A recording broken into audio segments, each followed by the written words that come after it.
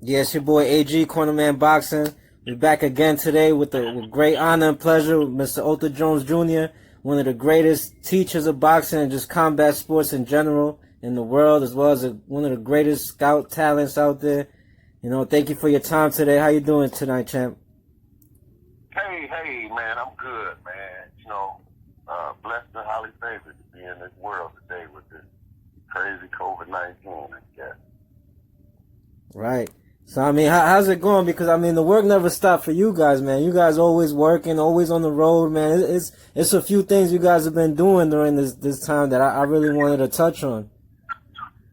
Oh, man, go right ahead, man. Anything you want to talk about is an open book. But, yeah, we never closed. We quarantined within the gym.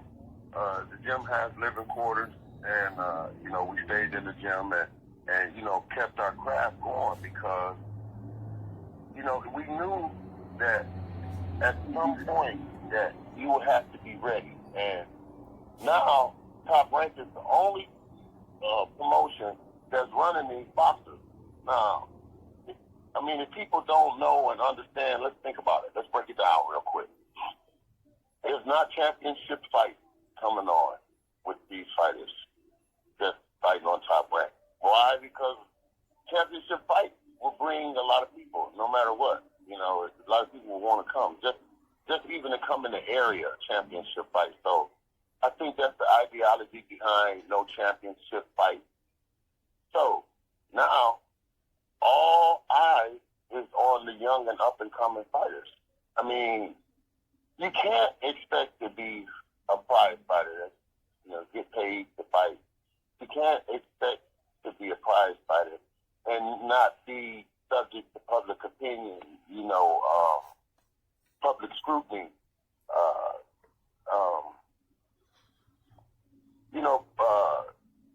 just the overall. People paying their money. So if you pay your money, you feel like you have a right to talk about what's going on, whether you know about it or not, because you spent your money. 100%. So now let's talk about the analysts real quick. Right now, the only analyst that's going on is Andre Ward and Timothy Bradley. And these guys are brutally honest. They're boxers. They've been at that level. They know what it takes.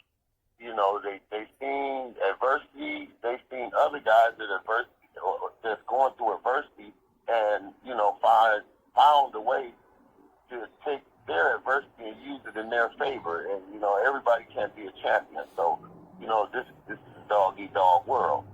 So, that's how that went. So now those guys are sitting back and able to pick apart, the do's and don'ts, what's good, what's not. Everything is being picked apart. So when you get on that stage, just be ready for that. Now, if you didn't get mad at Timothy Bradley and Andre Ward, man, you can't get mad at me because people get mad at me because I voice my opinion. Those guys are getting paid to voice their opinion. I'm getting paid to voice my opinion. And this recruiting company, I have to voice my opinion. I have to say what I think is good, what is not. What we probably could work with, maybe not. You know what I mean? So I get paid for my opinion. So with that being said, it's fair. I think it's fair for me to give my opinion. The same way as Timothy Bradley and Andre Ward. You know what I mean? Of course, 100%. Does that make any sense? Absolutely, definitely. Okay, now let's talk about all the chain of events. The recent chain of events coming from the COVID. Is it just coincidental, or is it just me? We have a lot of undefeated fighters or fighters that lost one fight and really need a fight to improve. They're losing. Undefeated fighters with one defeat, they need this fight to get back, and they're losing. Now, they're losing big. What do you And think is the reason for this? I'll let you finish your thought. What was that? uh, I mean, uh, it's just common sense. I mean, these guys are, Top Rank is the only promotion going. These guys have to fight hard fights. These fights got to be interesting. These fights can't be put together, you know, lopsided, and the fans not going to want it. You're only getting two or three fights a day. You don't have time to have a bad fight. So the pressure is on for the network to get a good fight. Now, in doing so, are these guys ready? You know what I mean?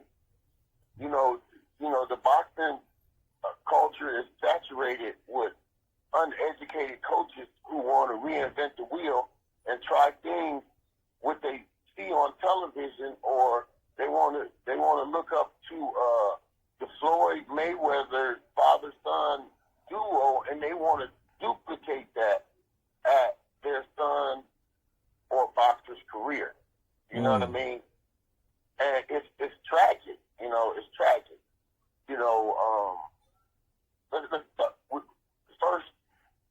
the first tragedy that happened right after the COVID, or right before the COVID, whichever it was the Derek Coleman. Derek Coleman fought a guy who was, I think he was from North Carolina. I mean, how much sparring is in North Carolina? How many world champions in North Carolina? You know what I mean? It's very thin. So, with that being said, how can a guy with good amateur experience lose to a guy with no amateur experience and, with a padded record? Derek Coleman lost, where you have to dig down deep. What happened? Well, from me knowing these people personally, from going to spar them and they, see them, and talk to them, that he didn't have a coach. He had a coach that boxed. Now, all these coaches talking about I'm a good coach because I box, that don't mean a bag of bones. Nothing. It's nothing. Because if you boxed and you wasn't shit and you didn't win nothing, how does that qualify you to be a good coach? You know what I mean? Most of those coaches just tried to reinvent what they thought they did wrong, and it's still wrong. You know what I'm saying? Combat is combat, man. And I tell people that combat is combat, and they think I'm crazy. I remember a close personal friend of mine and Otha's first coach. I had a real good job, when Otha was like 8 years old, and I couldn't train him like I wanted to. So I took him to a friend of mine, but Otha was a wrestling champion. You know what I mean? He was good at wrestling. So when I took him over there, I remember he told me, he said, yeah, I'm going to teach him what I know, but a wrestler will never be a boxer. He'll never be a good boxer. So don't depend on him being a good boxer. I said, yeah, okay. Yeah, well, I'm going to just prove you wrong because I'm training him at home every day. He's going to be in great shape. You give him your boxing play.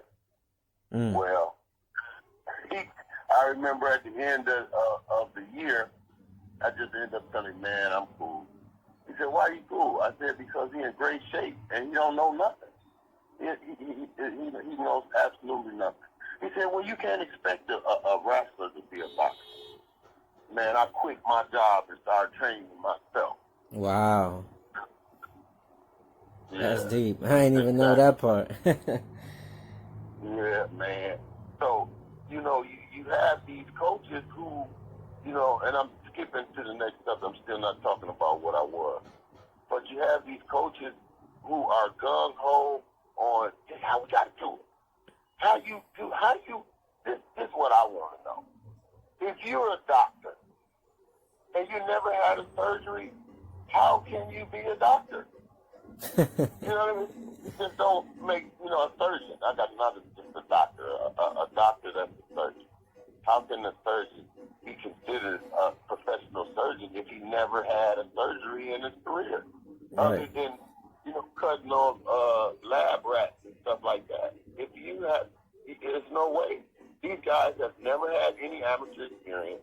They had never won on an amateur level. And then the ones that have won on the amateur level, they think that they're so good that they can go into professional, they can go in at the professional level and do just as good as they did at the amateur level. But it's way different. It's night and day. You know, it's way different. It's so much different. You know, it's hard to express how different it is. I mean, but to make it easy to express how different it is, you have 3 3-minute rounds versus 4, 6, 8, and 12 rounds. You know what I'm saying? So when you start to go into that, you start to go into strategy, pace, you know, tactical moves, all that kind of stuff. You know, and the amateur coaches think they're ready for that, but they're really not ready. And two, to switch gears, now since there isn't a crowd, you get to hear these dumbass coaches calling shit, getting mad at the fighter when they're ignorant. They're the ones ignorant. You know what I mean? Right. Let's you know what I mean? Let's speed up to a fight. We had a fight here recently. I think it was you know, one of my Toledo ones, Sonny Ferguson. Right, from Toledo. And, from Toledo, and you know, I mean, I'm not lying, but you heard Timothy Bradley stay clean as day. Yeah, that slow pace, that laying on the rope, that's practiced in the gym. That's the trainer's fault. That's the trainer allowing him to practice that in the gym. And he's 100% right. And when I said it, everybody said I was hating on him. Wow. You know what I'm saying? But I was helping him. You know what I'm saying? I was trying to help him. You know what I mean? He's telling me, because, you know, I'm a compare our kind of style, kind of like in basketball, the Lakers. The Lakers have a fast offense and a good defense. You know what I'm saying? But their offense is fast, a lot of pressure. They running their people, and they're running their opponents, and in the hopes of in the third and fourth quarter that they're not in their kind of shape and they can just take off on them. You know, that's their strategy. So in pro boxing, we have a consistent a pace. You know what I mean? And it's the consistent pace can be fast, but it's the pace that will see where you at in this game. You know what I mean? And it's not an amateur pace. That's like saying Manny Pacquiao fights the amateur pace. Nope. You know what I mean? Right. You know, that's just not true. You know what I mean? So you got to be able to keep up with that Lakers offense. You know what I'm saying? So, you know, we always talk about that. You know, I always gave him advice on, you know, you should be long. You know what I mean? You should fight long. But in the case that you do, you got to know how to fight in the inside. Those guys don't know how to fight in the inside. You know what I mean? Now, Timothy Bradley said it. Now, that's why I'm just go ahead and say it because I'm just repeating what he said. But I've been saying it. And I've been considered a hater and don't want to see good. You can't appreciate our struggle. Man, boxing, we talking about boxing and winning. You know, people get mad at me because I want them to win. So if I say, hey, man, you need to do this and do that, and I'm here to help you, I want you to win. I'm not fucking hating on you. You know what I mean? But it's so much about pride. You know, I want to be the one that did it. It's my fighter. I want to be. And that's where you go into, it's about the coach. It's not about the fighter. Wow. You know what I'm saying? You right here with champion wrestlers. You know what I'm saying? Greco, you know, that's upper wrestling, that's upper body. You know, you with champion wrestlers and you wouldn't want to come and work an inside game. You know what I'm saying? That's like these guys going to hire personal trainers to strength and condition trainers for boxing, that strength and condition football players, weightlifters. You know what I mean? And they think they're getting stronger, but they take away from the boxing with all that dumbass, you know, football working out and weightlifting workout. And you got a big, bulky ass, dumb muscles, you know what I'm saying, that's going to get you tired. And you wonder why you're getting tired in the fourth round. You know what I'm saying? And you got 6 more to go. You know what I mean? Right. That's what kind of dumbass shit that, you know what I'm saying, that these guys don't understand. You know what I mean? And then you would go to another coach who has the same fighting mentality as you. You know what I'm saying? For help. You know what I mean? You know what I mean? It just don't make no sense. You know what I'm saying? To me, if it was me and I was teaching offense good, I would go somewhere and accompany myself with people who's doing defense good so I can pick up some game. You know what I'm saying? Not because I like coach.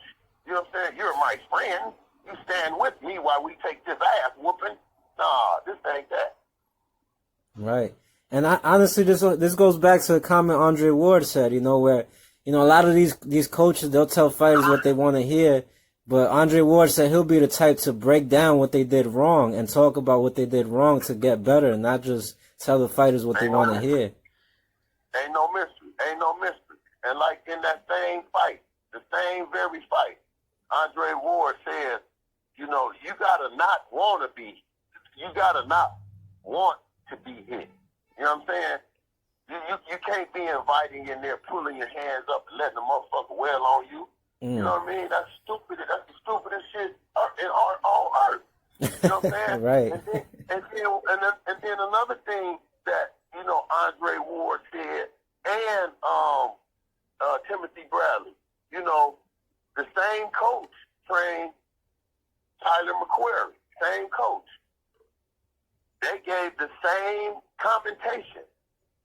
Why did they say the same thing about two different fighters? Yeah, the fighters just lack confidence, and they fight with confidence. They can win this fight, but if they had a little more confidence, they would be in a better place. Yeah, they're confident because they know they don't know. Them guys in there fighting on straight heart, man, and dedication. They being dedicated to whatever they being dedicated to, and just in there fighting on straight heart.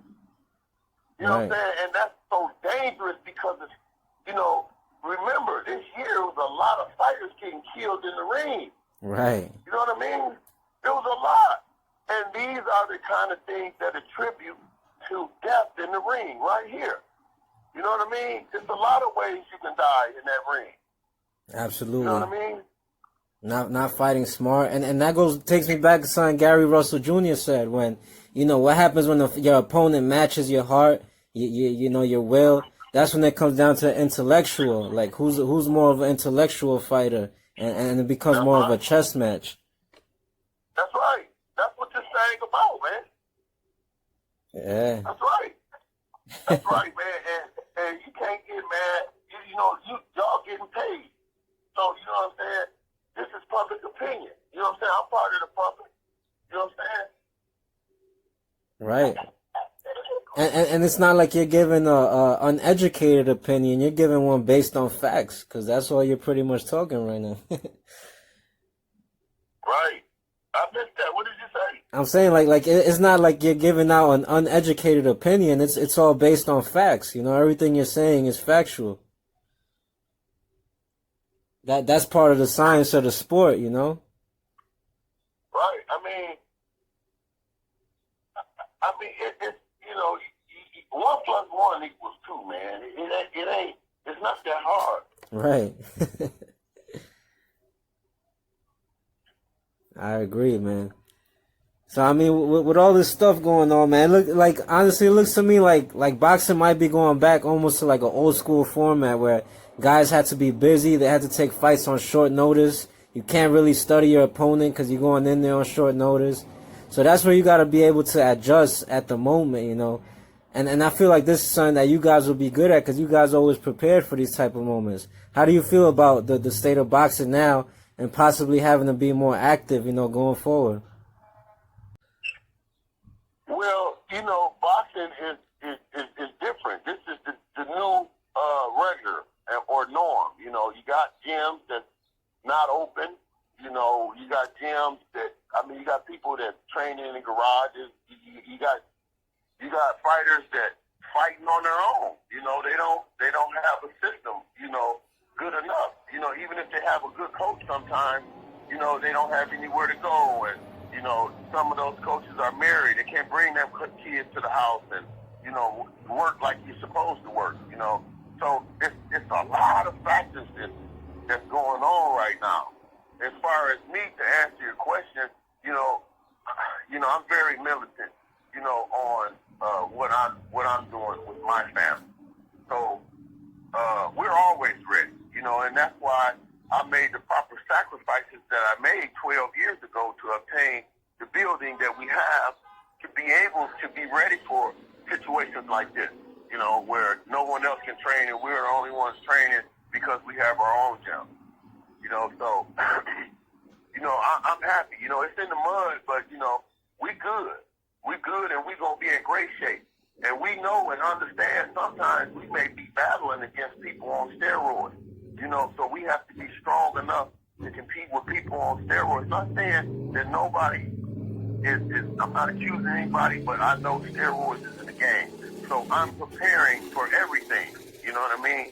A person on steroids, how to work past the person on steroids to get the win.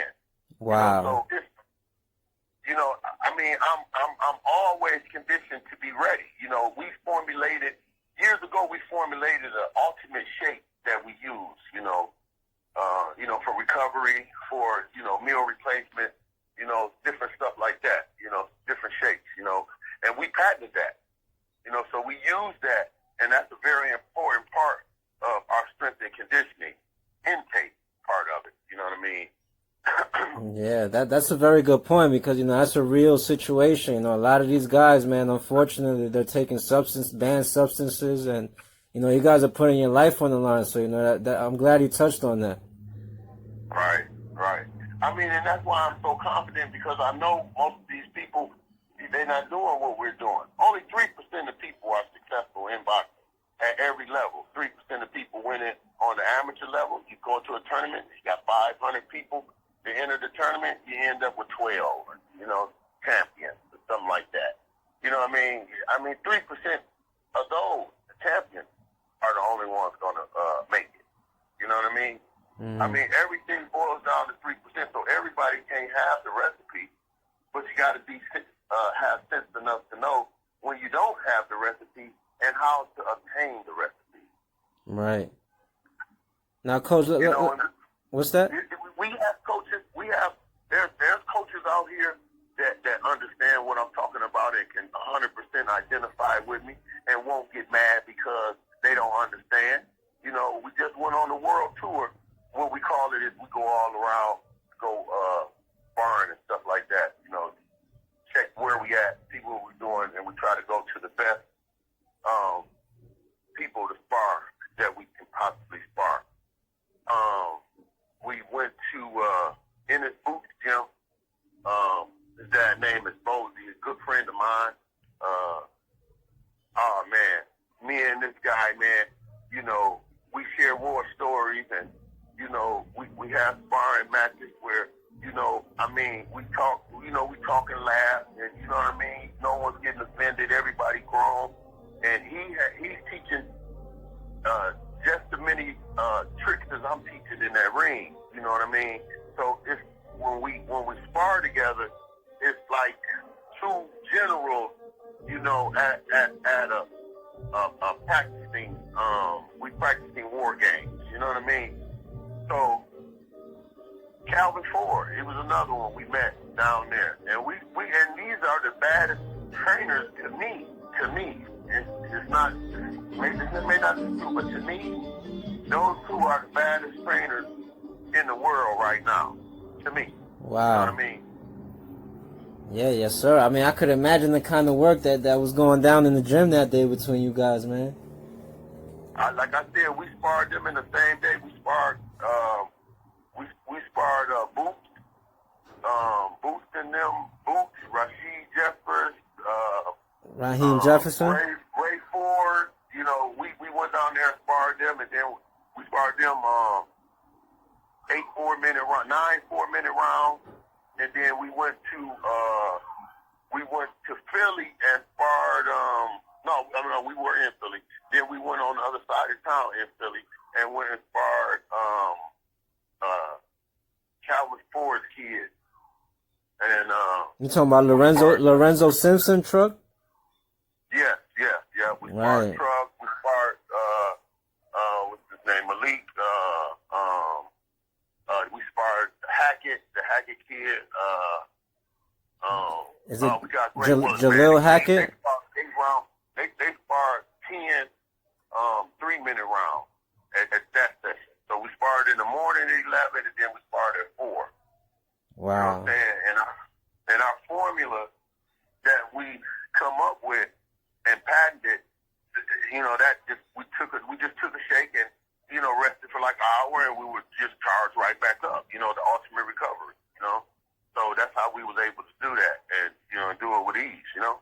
Right. I mean, you guys are used to this. It's not like this is the first time these guys going through that experience. You guys are pretty much every day you train with that same intensity.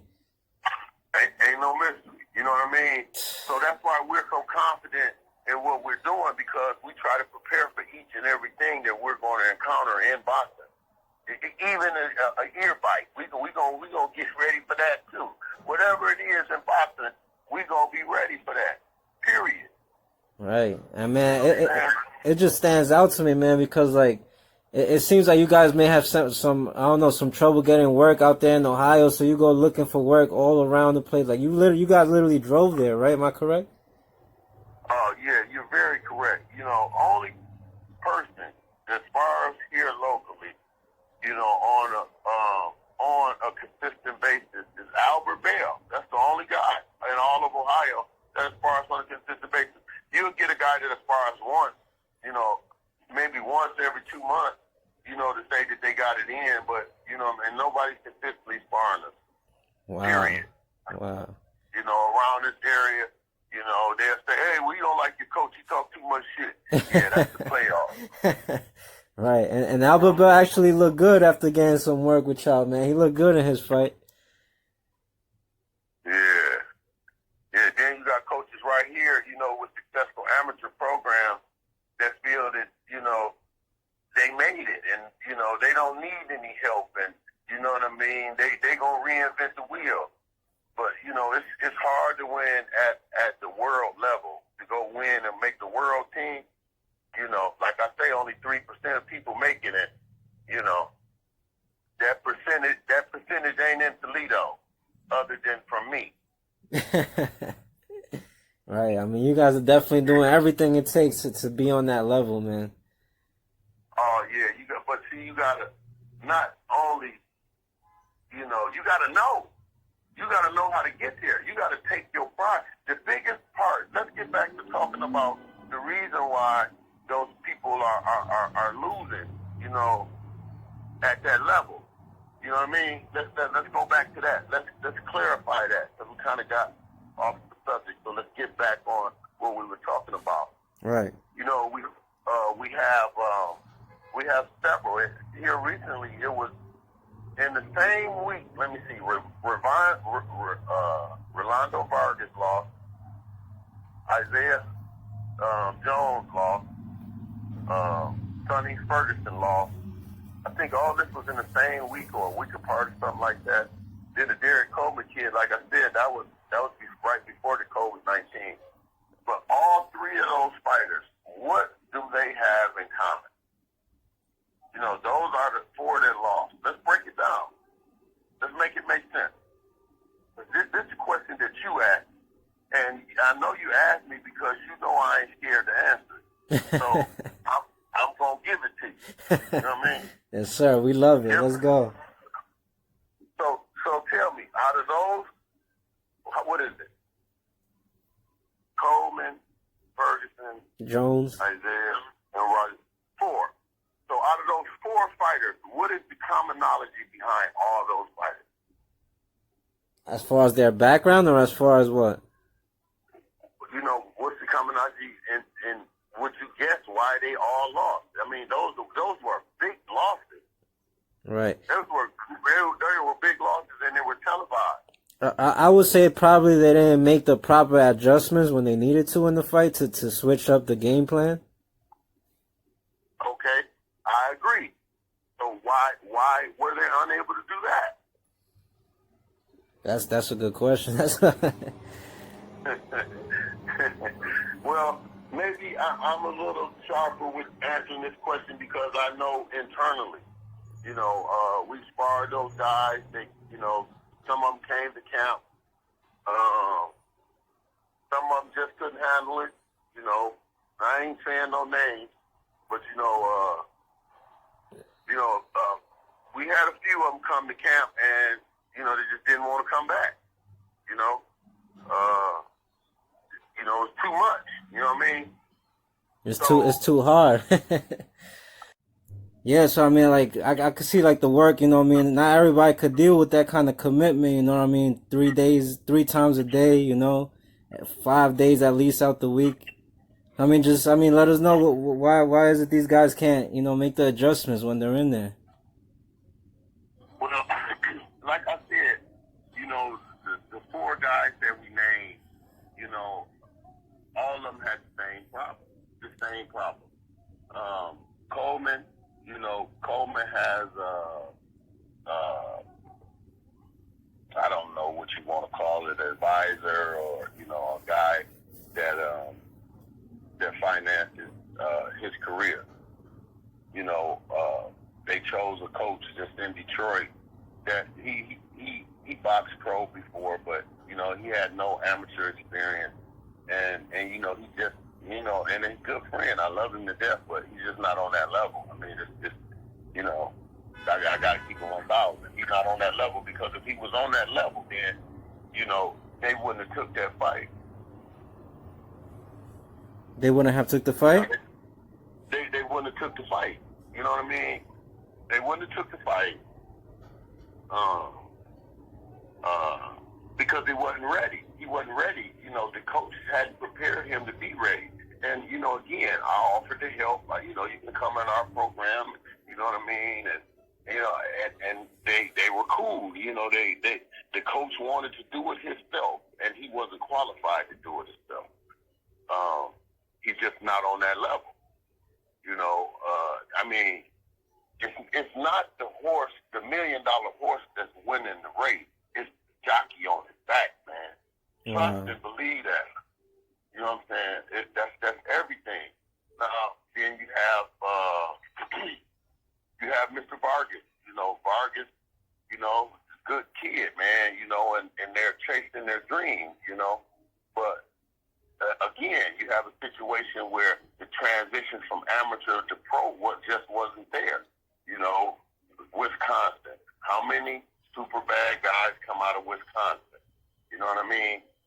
And it's not to put Wisconsin down, but I mean, it's just not that. And what I'm saying is, it's just not that much sparring there. I mean, how can you get ready? The father doesn't have any experience. He doesn't have any experience coaching. And people will have success at a beginner level and then think they're ready for the big time. You know what I'm saying? And as you've seen in that fight, and the commentator said, he just wasn't ready. Why wasn't he ready? The transition from amateur to pro wasn't there. You have to get with a pro coach to be able to educate an aspiring dad. You know what I mean? And if you don't, then you're going to run into these problems just like that. Right. That was that issue, which I was familiar with. Now, which other two we have left? Isaiah Jones, I believe, and there was one more. No, Isaiah Jones was the first one that we talked about. He came to the camp. It was a little too much for him. He left. He went to an easier gym. He left there, went to another gym, and then he took the fight. So we had, I believe, Coleman. Yeah, and we talked about Derek Coleman. Derek Coleman, that was the guy who his coach was a boxer, but he just wasn't qualified for the job. So the transition from amateur to pro, and I talked to his dad personally, Coleman's dad, and his dad didn't want him to go pro.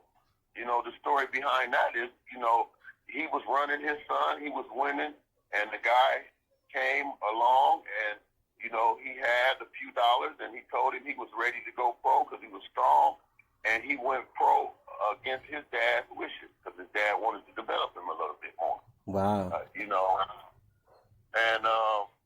he just wasn't ready, and he has the heart, but you got to have the preparation.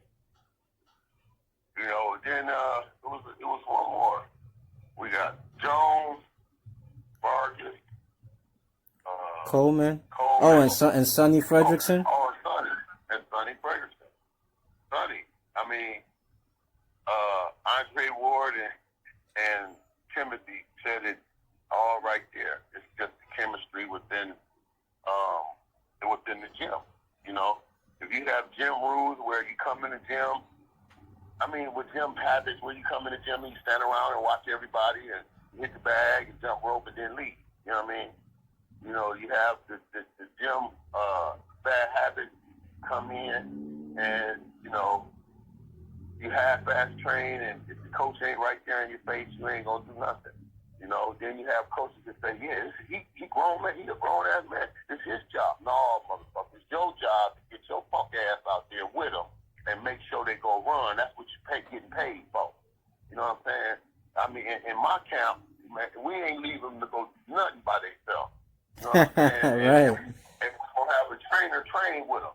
You know what I'm saying? You know, you ain't doing nothing by yourself. You got a 400-pound motherfucker walking around giving orders, man. That shit ain't going to work, man. Ain't nobody going to respect that shit. And then if you don't know something, you know what I'm saying? Like, that's like these coaches kill me, they say. And I go to Coach Augie Sanchez. I remember Augie told a tall fighter, you know, he said, hey, don't go in. Just no matter what you do, don't go in. So at some point, you're going to go in the inside. So what the hell you going to do when you get in the inside? That's right. People can't coach stuff they don't know. You know what I'm saying? If you don't know this kind of stuff, you can't coach it. And then the biggest thing about the guys, and, you know, again, the commentator said it, the biggest thing about the guys around here with those beautiful builds they brought up Albert Bell, they brought up Easter, they brought up Ferguson, and they said these guys for these weights are humongous, you know, in the ring. They're tall and long. Now, this is what they said, so don't get mad at me. They said, but none of these guys can fight in the inside. Mm. You know what I'm saying? You can't teach something you don't know. You know what I mean? Right, and at some point, as you said, they're going to have to mix it up in there. You have to. You have to be able to. We got the inside game on lock. Come on and get up in here on the inside with it if you want to. You're going to get towed up. You know what I'm saying? About balancing, positioning. You know what I'm saying? Right. You know, you got to know how to go with the strength. You got to go away from the strength. You got to know how to go away from the strength. And all that is practice when we you know, do our wrestling stuff. You know what I mean? Upper body work. You know what I mean? You're going to be in the inside at some point, man. A dude going to grab you if you hurt him. You're going to be in that position. So, you know, these dumbass coaches say, oh, man, just don't let him grab you. Well, if he do, what you going to do? Which actually it does happen often, too. Oh, for sure. And then, like I said, you got the COVID situation. They don't have an audience. So now all these coaches is being heard on what they say. So when they get up there and they talking some stupid shit and then get mad at the boxer and you talking some stupid shit, hey, you getting exposed right now. Exposed. Right. It's almost like you in the gym because you could hear all the instructions. Yeah, hell yeah. You got to know how to, you know, you got to know what to say, how to say it, you know, what to get him across. You got to go get him. You got to go get him. How you got to go get him? Well, what I need to do? Okay, stay off the rope, but stay off the ropes and then do what else? What am I going to do to combat staying off the rope? These motherfuckers don't know what they're doing, man. Yeah, they got these kids' eyes in the hand, man. They, you know what I'm saying? And the kids don't get hurt, man. It was, you know, to watch Sonny take all them punches like that, man. Right, because, I mean, they... It hurt my heart, man, because I know the kid, man. And just to know he couldn't help it. You know what I mean? Right. He couldn't help it. You know what I'm saying? Poor child, he couldn't help it. Right, and for the most part, a lot of these guys are early in their career, so to see them taking punishment so early is not really a good thing. Right. I mean, and then, you know, you got, how can you show your face when you about getting a motherfucker killed, man? Excuse my language, man, but I'm getting emotional, man, because I was in a big thing with the Patrick Day thing, man, and that was heavy on the brother, man. Of course. Was really heavy. So when I see, that's like you going to get a surgery, okay? And he's going to a doctor that has no experience, and you know of a couple other people that he fucked up. He disconnected the left arm and put on the right arm. You know what I'm saying? Right. That kind of much. So you ain't going to tell your uncle, hey, man, this dude put the wrong arms on this guy, man. I don't want him to do that to you. You ain't going to do that. Of course, you should. You know what I'm saying? They talk about this coach is cold. Like, you ain't supposed to talk down on the coach. If a coach is fucking another human being up, I'm going to tell it. Fuck me. Right. And I mean, as you said, you know what I mean? Like you said, when people spend their money, they entitled to their opinion, and especially when that's your profession. Right. Yeah, man, it's crazy, man. I mean, I really appreciate you breaking down, you know what I mean, this science and stuff that, you know, fighters could be doing wrong. For anybody out there listening, you know what I mean, y'all getting the blueprint, y'all getting the military secrets right now, so you know what you got to do. You know who you need to go get with. So, you know what I mean? That's for everybody out there listening right now. The biggest message in this podcast should not be about if a person is a hater or you think he's better than a person. A person needs to get out of this podcast is that the transition between pro and amateur is very vital. Now, you maybe get to your 10th fight before you realize that you didn't have the right formula. You may get to the 6th fight, you know, and realize you don't have the right formula. You know what I'm saying? But you in the ring, it's too late now. Whenever you in the ring and you're so one-dimensional, that means you wasn't prepared. Any one of those guys, they know who they are. If they were one-dimensional and one thing didn't work, they were stuck on the same thing, and that's when they lost. You got to go through 4, 5, 6, 7, 8, 9 transitions sometimes before you get it. If you can't make it past the first transition, then your ass in trouble. Right. And that's one thing I love boxing, man, because that's just how life is in general. You know what I mean? If you don't make transitions in life, it's gonna be slow for you. Right. Yeah, and you're gonna be left behind. You know what I mean? And then you're gonna, but for the boxers, if any boxers listen to this message, you know, don't let no dumbass coach ruin your career, man. Talk about stay down with me, be loyal, man. Be dead. Shit. And that's one thing that, you know, I mean, a loving trainer should also realize, you know, if it gets to a certain level where you may need help outside, you know, it's all for the better of the fighter, you know, to get that help. You know, it's not always about you as a trainer. You gotta look out for your fighter's best interest and get with somebody that can help you go to the next level. Oh, no doubt. And that's why I always give people my blueprint, and that is to get with like-minded people. Like I told you, Devin Haney, Dad, you know, we came through this thing all the way together, you know, with my Olympian in 2016. You know, we went through, you know, different things with USA Boxing not being completely fair, and, you know, that's why he turned over, and, you know, we stayed in touch, you know, Bozy, you know, and his boots dad, you know, Buddy McGirt, you know, we all trade, for me, in my standpoint, we all trade military secrets to keep each other sharp. And if we have a fighter that fought, you know, I mean, one time, Big Charles had fought, and his jab wasn't moving enough, and his head wasn't moving enough. Buddy called me and was like, hey, man, you better get on his defense, man. He ain't moving his head enough, man. He ain't moving the cocoon. You know what I'm saying? See, that's what a real player will do. Like I say, a player is a man or woman that can play his or herself in or out of any situation and still remain on top. And you know, that's a real player. For me to take that kind of consideration, or not consideration, but for me to take that kind of critiquing, and you know, and it's to make me better. I'm not running around here talking about, yeah, buddy hating on me, man. Nigga hating on me, man. Saying I ain't doing good. You know what I'm saying? No.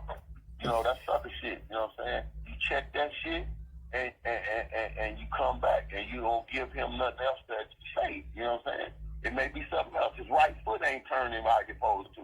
Well, then you got to humble yourself and make the right foot turn like it's supposed to. You got to do everything you supposed to do. And you want to keep your loving, good people up around you who care about you. You know what I'm saying? But you also want to keep your haters so they can keep you tight too. So if they tell you, oh man, you ain't doing this enough, it'll keep you sharp. You know what I mean? You want your family and your haters around in this game to keep you sharp. I keep my haters around. That's deep. That's a dope message, man. I appreciate you so much for all this knowledge you sharing with us, man. For everybody out there that might not know, man, where can we follow you at, man? Where can we get with you? Man, I'm a square, man. I'm old and a square, man. All I got is Facebook. You know, Facebook. You know, Facebook with Otha Jones Jr. You know, Facebook. Right. And I mean, you guys I mean, we know it, but other people out there might not be familiar. But you guys, Soul City down in Toledo. I mean, everybody just gotta get out there, man. Get familiar, man. Get some of that work because it's gonna make them better. I promise. Well, we're going through all month. We're going through a remodeling. We're going through the gym.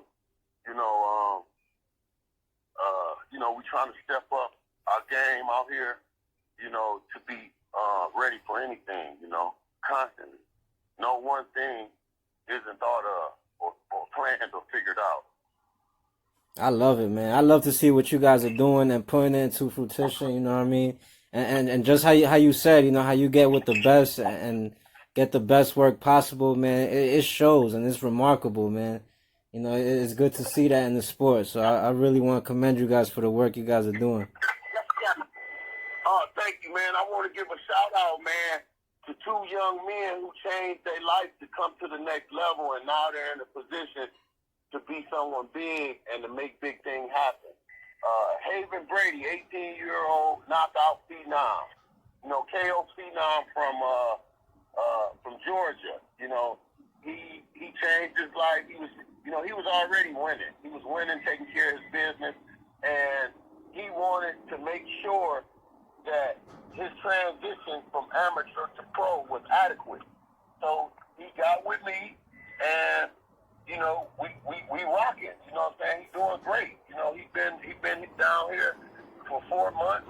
He was quarantined with us too. His transition from amateur to pro will be awesome. We have 16-year-old Ramir Walker. Ramir Walker was with a couple other coaches, and for whatever reason, he contacted me and asked if he could come to my camp, and I said sure. He came to my camp, and he's been here for 5 months. So, shout out to them guys to make a big sacrifice like that to be able to make that transition from amateur to pro. Real talk, man. Shout out to them. I'm practicing what I preach. You know what I'm saying? I'm telling you why those guys lost. That's what I'm telling you. And I'm making sure we prevent that from guys that, Brady will be going pro here soon. So, we're going to be up to the mic here soon to be able to get to our sixth fight and, see are we able to step up in competition and so on and so forth. So, same thing applies for me has to apply for everything else and vice versa. Right. Because, as you said, you guys going to be up to the plate soon. So, you know what I mean? I'm sure you'll be well prepared, as you said. Oh, man, just watch this, man. Just watch this. You'll see. Right. And I want to give a shout out as well to, to Otha Jones, your daughter. Today we ain't talked too much about everybody in the camp. We wanted to talk about what's wrong with the fights lately, but it was hard for all the Olympians. I wanted to shout her out, and hopefully we could see her back, soon on her road to Tokyo. Oh, yeah. I think she got a pretty good chance on winning that gold. But, and thinking ahead of that, her transition from amateur to pro will also be superb. Absolutely. I have no doubt in my mind. Yeah. We got the blueprint and the recipe. And, you got to be ready, man. That's the only thing I can say. And, for the coaches, man, that really don't know this thing, man, get the hell out the way and let a real player do what they need to do. You know what I'm saying? You know what I mean? Yes, Not sir. just me. I ain't talking about I really right now I really don't want to take on any other fighters. You know, I'm good. You know, it's kind of almost like a conflict of interest. You know, with my recruitment and so on and so forth. So I really don't want to take on any other fighters. So I'm not saying this to promote myself to come to me. I'm telling you, get with somebody so you can get better to transition from the amateur to the pro. Amen to that. Well, all right, Mr. Jones. Thank you so much for your time. You know what I mean? We know you guys are always working. You got, get back to the camp. So, God bless. Thank you for your time. We're going to keep up with you. We're going to keep doing these interviews and keep getting blessed with that tremendous knowledge that you bless our platform with every time. Oh, okay. I thank you, man. I appreciate it, man. Shout out to Split D Management. That's who I work with. Dave McWaters, one hell of a brilliant guy. Tim Van Newhouse, Brian Cohen, Joe Cuambo. Those are the main guys in our company. And I want to give a shout out to them, for the hard work and dedication that they put in to give these guys a chance to be able to show their talent. Those guys not ready, and they say they're ready and they're ready. It's not on us, it's on them. Right. All right. You know what I mean? They got to figure it out. Yes, sir. There you go, guys. Well, all right, Mr. Jones. Thank you so much once again, man. We look forward for the next one. All right. Talk to you soon, brother. Take care, champ. God bless. All right, 100. 100.